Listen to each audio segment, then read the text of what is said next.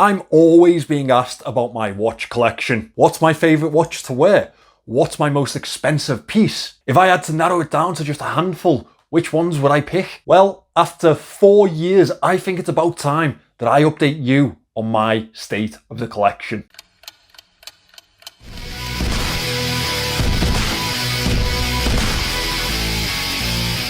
Hi guys, my name is Jason and I am your watch guy today. Today, the topic of conversation is my state of the collection. My most valuable, my favourite, and my most cherished pieces. This video is sponsored by Enig watches. They've sent me their Virtuoso Series 6 to display my top 6 watches for you guys today. They're linked in the description and they offer an incredible range of products with different features on different budgets. Make sure you check them out.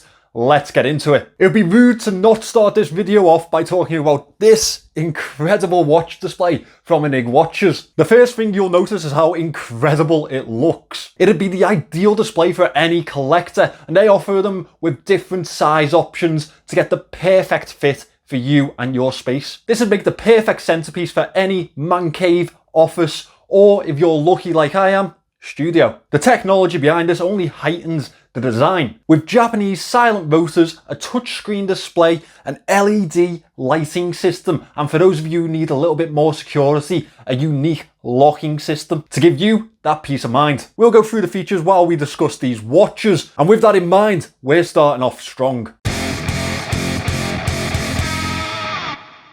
The first one on display today is my most expensive piece. Now, I don't display this one very often on the channel, or at all, because firstly, no one likes a show off. Humility in this game is very understated. Secondly, I don't really find it overly interesting, so why would you guys? This is my Rolex Oyster Perpetual 116000. I bought it a few years back at a very good, yet still very expensive price. I've enjoyed it ever since, and it's always been a placeholder for that money. I love to be able to wear, dare I say it, an investment, because it means that I can really enjoy that lump of cash until I really need it. It's the great dial, and it's since been discontinued. And if any two words put together in a sentence mean good value for money, it is Rolex and discontinued. The 36mm casing makes a perfect fit for me on any sort of wearability basis. And even as someone that isn't really pro Rolex, I've got to say, the dial is absolutely spectacular. I think that this is a perfect start to my 6 watch collection. Now that the first watch is out of the way, I can show you the first feature of this new case, and it's a pretty good one. First of all, remote control if you don't want to use the touchscreen system. I can select the line that I want to rotate. If necessary, only rotate that one singular watch. This also goes for the direction of the watch, the speed of the rotation, and you can isolate any of the lines on that case, which will be very needed for the last watch on this list. Last year was the 70th anniversary of my all-time favourite dive watch. No, it's not the Submariner and it's not the 50 Fathoms. Of course, it is the Zodiac Super Seawolf. And the Super Seawolf is the only one of the 53 trilogy that is actually still affordable to regular consumers. No, it's not cheap in any sort of way, and I know that's still a big lump of cash, but it's definitely still accessible to most of us. Mine is the modern blue and white colorway. This one makes for the perfect summer watch with that really bright white dial, but I've also been seen wearing this one in the snow, which again, it accents perfectly. The history of a watch makes for a much stronger link to that piece for me, and I think that's the same for plenty of other collectors. This piece is probably one of the most important dive pieces in the history of the industry, and it may have developed through the years and evolved, but it still, for me, has a lot of that 1953 energy. It's packing a Swiss STP 111 movement. The bezel insert imitates that historic Bakelite type of design, something that I really do enjoy. But one of the most impressive features to this watch is one that's completely understated and ignored throughout the market. It's that expandable clasp on the wrist, which makes for the perfect fit on any day. How incredible do these watches look displayed like this, by the way?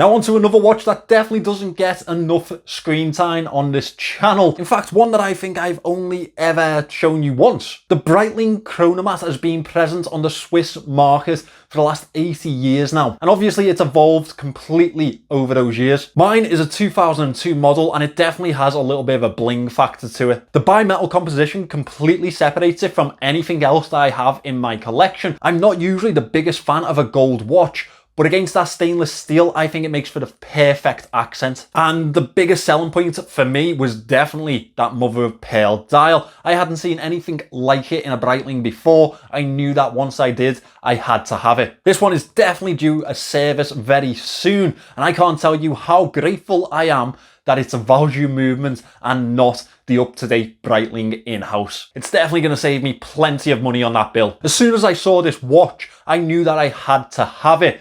And the more that I thought about it, the more that I convinced myself that I had to be a part of my lifetime collection. And here it still is, and here it'll remain. In fact, bar one, I think that all of these watches are going to stay with me throughout life. And these will be the first candidates that I pick out when I'm trying to introduce my son to this hobby, to show him the luxury that watch collecting can be.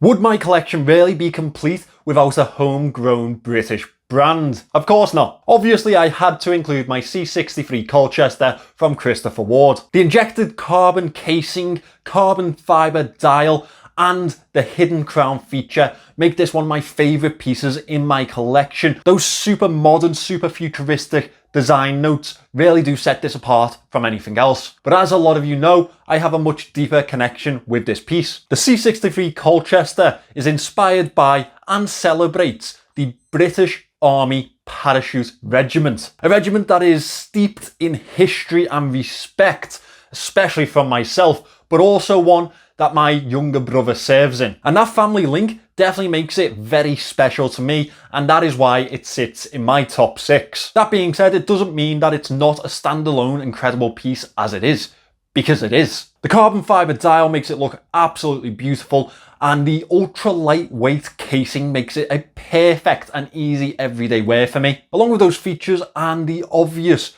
CW pedigree, it is backed by the Swiss-made SW200 movement, making this a perfect consideration for any watch enthusiast.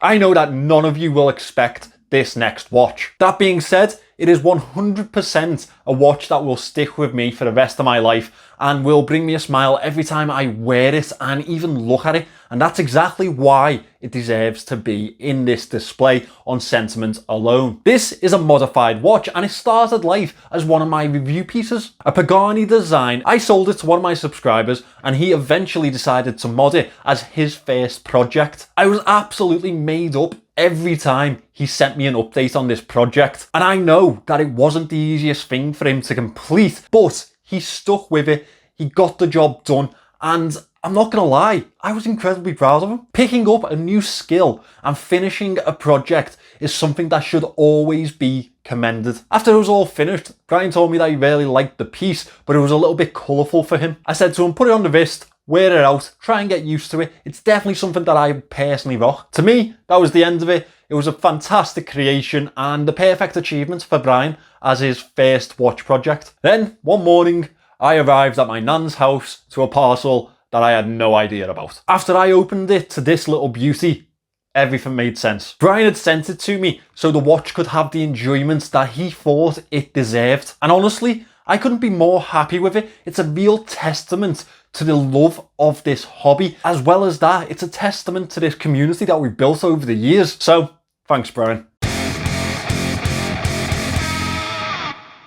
Finally, the last spot can only have one claimant. Of course, it's my Omega Speedmaster Professional Moon Watch. This watch makes me feel so many things. Obviously, it doesn't need to be in a watch winder. It's a manual wind piece, but that is why the function of stopping one and rotating the others is perfect for me. I bought this watch through the proceeds of this channel and my videos alone. None of my wages, none of my savings, nothing like that went into it. And that's exactly why it's so special to me, because it really marks that accomplishment in my life. And I think it really showed where things were going. Beyond that, it's a moon watch. It's a freaking moon watch. It still gets me excited to this day. There are so many different aspects to this watch that I absolutely adore. And there's certainly a solid reason why it is still to this day my grail piece. At the moment, I have it on a nice dressy grey autumn rubber band. Still the best in the game in my opinion. And that's because on the most part it is a dress or occasion wear for myself. Obviously I wear a lot of watches each month, each week, each day, and therefore the most wear that this piece gets is when I have something to celebrate. It's really funny because a lot of people consider that the manual wind function to this watch is one of its biggest downsides, but for me it's completely the opposite. It's part of the ritual for me as I'm getting ready for the day, getting ready for an occasion. I wind my watch, I set the time, and then I put it on wrist, and that is when I am ready to go. It's probably my favourite part of getting ready. It may not have the movement that you expect for a watch that is entering a watch winder display, but it is certainly one that deserves its spot. Let's just take a moment to appreciate this display in its full glory. The Virtuoso is a perfect way to display a tight collection like this, or any collection of automatic watches. With the control over the functions, the LED lighting, and the security that comes with this, I don't think it's ever going to need to be upgraded. It's the perfect